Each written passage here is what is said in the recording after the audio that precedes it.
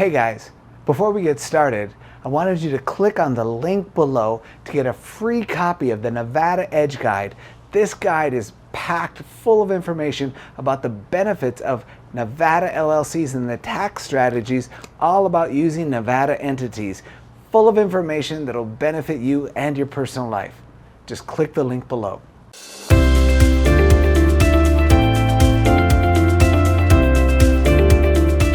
Welcome to another edition of Wealthy and Wise. I'm your host, Adam Kintigh, and today we are so lucky to have in studio live Mr. David Chafkar himself.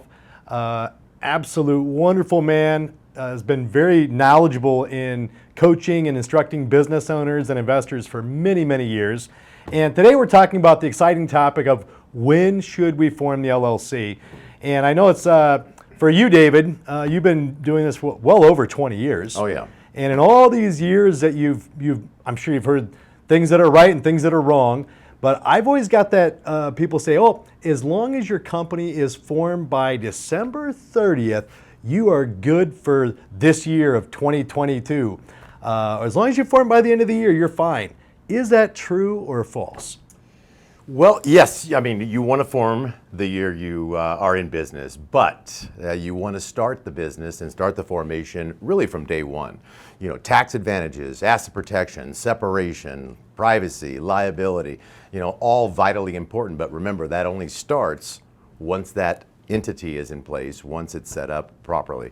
So to take advantage of the benefits, without question, you want to make sure it's done from day one. Got it. So one of the things that I also look at is from a age standpoint, is how valuable is that age? And do they care how many months you've been in business? Is it years? How does that work exactly? Yeah, it's interesting when you go to get funding from a lender or you're building credit or things like that. They whether my entity is actually formed in November 1st or January 1st, what they base it off of is the actual year of incorporation, which is why you want to always make sure that you get the entity going quickly, especially if your goal is to get initial funding in place as soon as you can. The older the date is, always going to be much, much better to get for approvals, lending docs, things like that, because the underwriters look at that. They want to see how long you've been in business, what their criteria is, what type of business you're in. So age is always going to play a factor. So that's a big part of what they look for.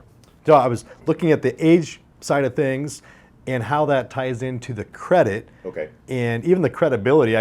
For us here at NCH, having been in business since 1989, it says a lot about a company being able to weather those storms. Sure. And I think even SBA looks at the statistics being that like 80 or 90% of businesses fail within the first 2 or 3 years in business.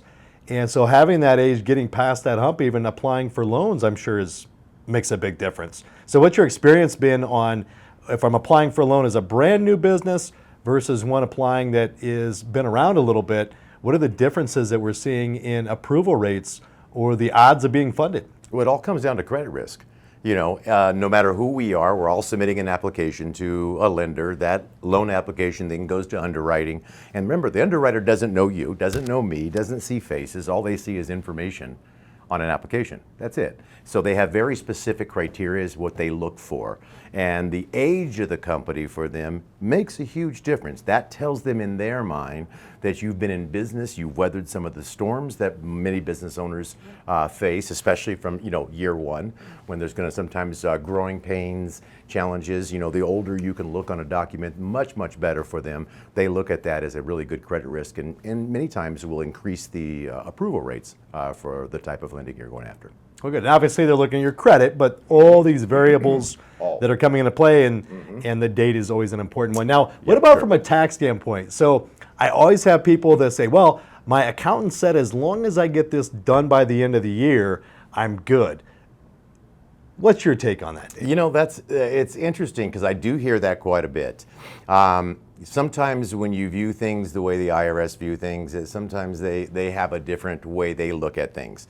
From a tax standpoint, keep in mind, when you create an entity or run a business, you have to, are we required to file tax documents? Yes, of course. We're required to have bookkeeping. We're required to have chart of accounts. We're required to have all these documents. And many times at the end of the year, especially for startup companies, first-year businesses, towards the end of the year, we're asking for a lot of deductions, write-offs, tax benefits, things like that we're looking for that we get from developing a good business model or entity if properly set up. But the IRS wants to know that throughout that period, if we are going to approve that and not count that as you, because remember, us as individuals may not qualify for a lot of the write-offs that corporate America. See, we live in a country referred to as corporate America. Big business has been lobbying for generations, it feels like, to get deductions, write-offs, tax benefits, and they get them. That's why we always encourage individuals from day one to get their entity set up. All the same benefits that companies like Microsoft get, we get. But we have to show that we're operating properly, that our entity has an individual, and more importantly, the sooner we can get that incorporated started from day one, we can now start taking advantage of all those tax benefits. And now comes the end of the year when the IRS is looking at that going, should we extend those write-offs to you? These are all variables they look at. Do you have your bookkeeping in place? Do you have all these documents in place? Not at the end of the year, from the day you started. Because if I didn't start the documents and the requirements that the IRS has until the end of the year, their mind, a lot of the tax boards may view that as, I was not operating as a real business, so why then should you qualify for the write-offs? See, it's much better from day one to make sure it's set up properly. That's a good point. So I've also heard that there are limitations, that there's only so much you can write off prior to the date of incorporation. Sure. And what exactly are those limitations, and how does that work? Well, keep in mind, we as, anything prior to incorporating, we're considered a sole proprietor. If we're really truly conducting business, if we filed a DBA, do we get deductions and write-offs? Yeah, but they're limited. We understand that. They're going to be much limited on what we can actually take advantage of to really take advantage of all the corporate deductions, corporate write-offs, living the corporate lifestyle, if you will, and all the benefits that come from it. Having that Inc. or LLC in place is going to be vital to be able to take advantage of that. Many of the write-offs prior to creating my entity are going to be much limited. In some cases, they're based on percentages. I may only be able to write this much off, whereas if I'm incorporated, I can write the entirety off. Many different IRS sections and things that become available to us once we are incorporated or, operating under an LLC. These are benefits that now we can take huge advantages of. Prior to, we can't. So, even from a tax standpoint, I'm all about making sure that I put every penny of that dollar in my pocket versus what I give away to those darn tax boards. Absolutely correct. So prior to, I heard that I was limited to maybe $5,000 in startup costs, right? $5,000 in education costs, and oftentimes, look at inflation alone. With the cost of things, I can't buy a gallon of milk for that. Oh, I know. So you look at truly those advantages of having that date of incorporation and the tax advantages you get from doing that. Oh, sure. So if you're thinking about starting a business, it's probably a good move to go ahead and get the LLC formed immediately so that we can take advantage of all those tax savings that come after it. Mm-hmm. We talked about the age of the business, the loans, the credibility. Now, what about from a legal standpoint? How does it really work if I'm looking for asset protection? When is the best time to form the company? Without question, I want to have it from day one my business is operating. Put yourself in the situation of an individual business owner facing a liability, whether I'm a real estate investor, whether I'm running a general business, whatever situation I'm in. I'm banking on the fact that the entity, maybe the state that I've incorporated, provides a huge amount of asset protection, legal separation for me and my family. At the end of the day, I don't want to risk everything that I've worked so hard prior to creating the business. I don't want to risk losing any of that.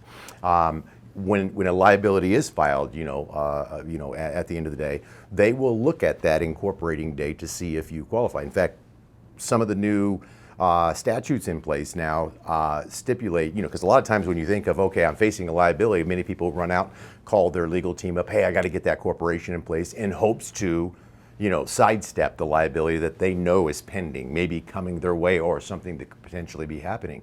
But nowadays in the courts, they view a liability, or how late is it to actually incorporate. Nowadays they view it, if you have a general understanding that a liability could happen, if something is potentially even foreseen, it doesn't have to actually happen, then they view that as too late. Many times, if I realize that a liability could be coming down the path, sometimes in many courts, that's even too late to even start the corporation. So it's all about planning. We want to make sure we're planning ahead, we're making sure we're getting our structure in place, because entity structuring, one of the best reasons, and probably the most sought after reasons, is just that: legal separation, protecting my assets.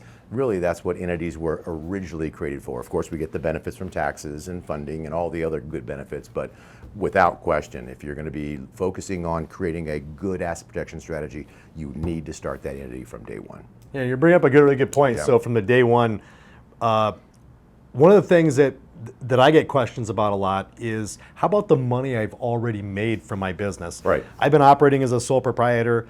I'm forming the LLC.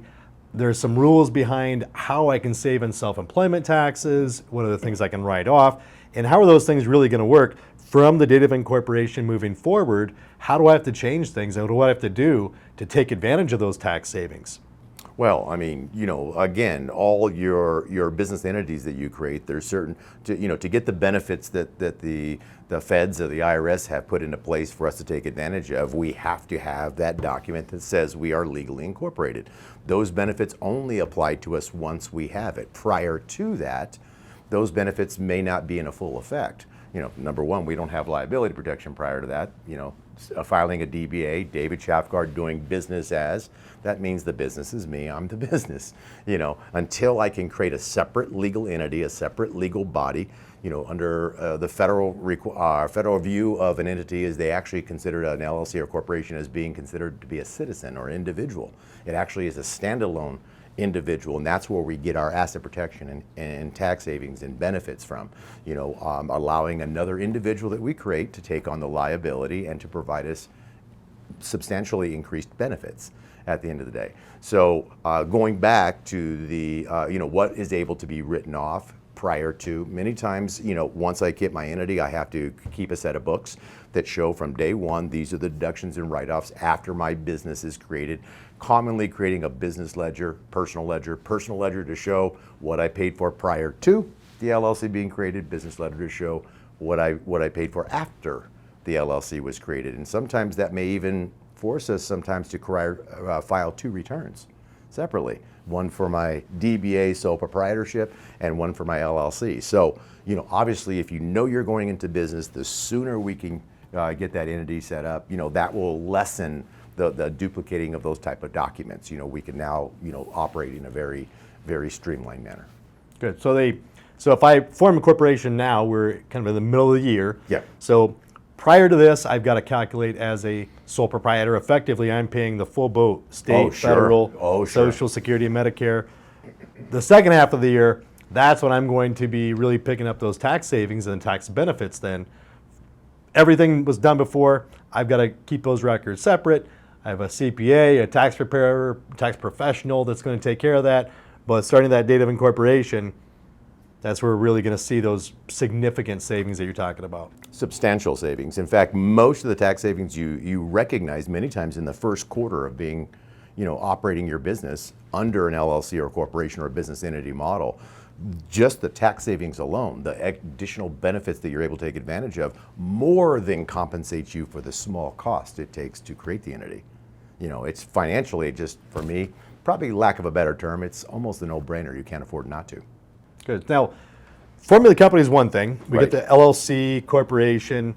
Those are, everybody's got a different situation. So whether it should be a corp or an LLC, are things that really, I'd say we leave up to professionals like you to advise us on what entity type we need and doing it in the right state, Right. depending on the goals and such. But from a tax election standpoint, we have to elect to be taxed properly. Correct. And so talk to us about that. If I form an LLC, I see a lot of people do it on their own. Yes. They form the LLC, they go get the EIN number, they don't do the proper tax election. What can be done to help those people that just really screwed it up or didn't know that they didn't know? How can you help those people? Well, and that's a common thing that happens. Many times when we think about creating an entity, many people starting a business, they go locally to the state. They pay the fees to get their LLC, and they end up, they get the documents that says they are, an LLC legally. And, without choosing a good proper tax election, without understanding how our business, the type of income we're generating, what category it falls under, it's going to be vitally important to choose a proper election. This is why under the corporate tag, there's a lot of different types of corporations, S Corps, C Corps, personal holding corporations, so forth and so on. Same thing with LLCs. They can be taxed in different tax formats. There's a reason for that. Each tax election provides a certain type of tax benefits that can massively increase the amount of benefits we could take advantage of from a tax standpoint.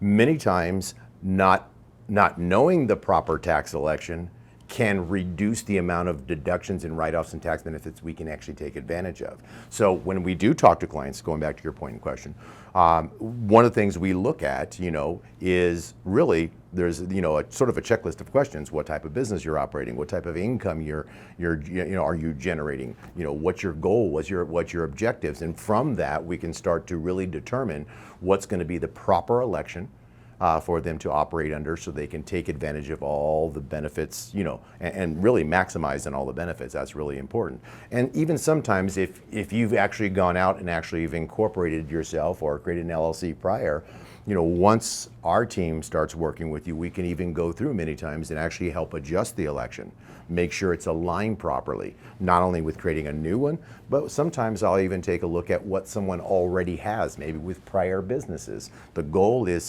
to sort of align them all together, and why do we align them? Well, again, for tax benefits, but really for asset protection. There's no real one thing you can do to get complete asset protection. Asset protection is all about the alignment. It's how your structures align determines the benefits you get. So this is something we will commonly look at really on the first consult. Well, good. So David, we so appreciate you taking time out of your day to be here. And for those of you that are watching, make sure you hit the like and subscribe button. Share this with your friends and family. But if you're thinking about starting an LLC, not sure when the right time is, call our office and talk to experts like we have here, David Chafkar, that can kind of get you the holistic view of what you're doing, how you're doing it, and just make sure you're doing it right. I always say it's those little mistakes that get very costly later on. So we want to make sure that we help you avoid those costly mistakes working with professionals like David. So thank you so much. Have a great day.